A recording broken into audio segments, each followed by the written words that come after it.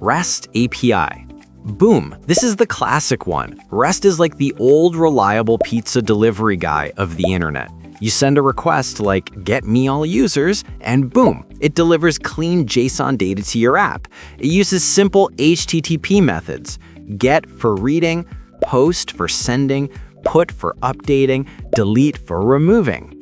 Almost every website you use, Instagram, YouTube, Twitter, runs on REST. It's simple, predictable, and easy to debug. But here's the catch. Sometimes REST gives you too much data, even stuff you don't need. Let me fix that with the next one. GraphQL. GraphQL said, REST, you're cool, but I want control. With GraphQL, you ask exactly for what you want. Nothing more, nothing less. Like, hey API, just give me the username and profile picture. And boom, it gives exactly that.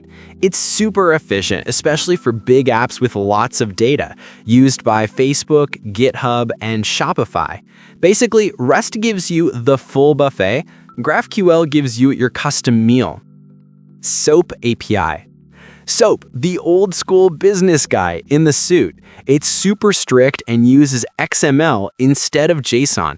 You'll find it in banking, insurance, or government systems, anywhere reliability and security matters most. It's slower and more complicated, but man, it never breaks rules. Think of SOAP like an old bank server, slow but trustworthy. gRPC.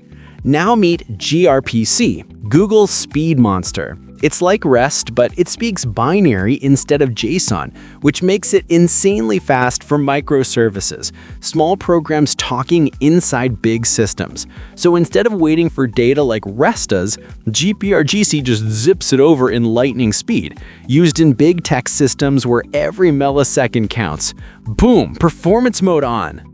Webhooks. Let me fix a big misunderstanding here. A webhook isn't you calling an API, it's the API calling you. It's like saying, hey API, notify me when something happens. For example, when someone buys your product, the payment system calls your app automatically to say, yo, order complete. You don't keep asking, it tells you first. Boom, instant updates, zero waiting. WebSocket. All right, now imagine chatting or gaming online. That's not REST anymore. You can't keep hitting refresh for new messages. That's where WebSockets step in. They keep a live connection open between your app and the server. So the moment something changes, boom, data flies instantly both ways. No delays, no reloads, just pure real-time magic. Think WhatsApp, Discord, or online games, all WebSocket powered. And finally, WebRTC, the cool kid behind live calls and video chats. When you FaceTime, talk on Google Meet, or stream webcam to webcam, that's WebRTC. It connects devices directly, browser to browser, no middleman server.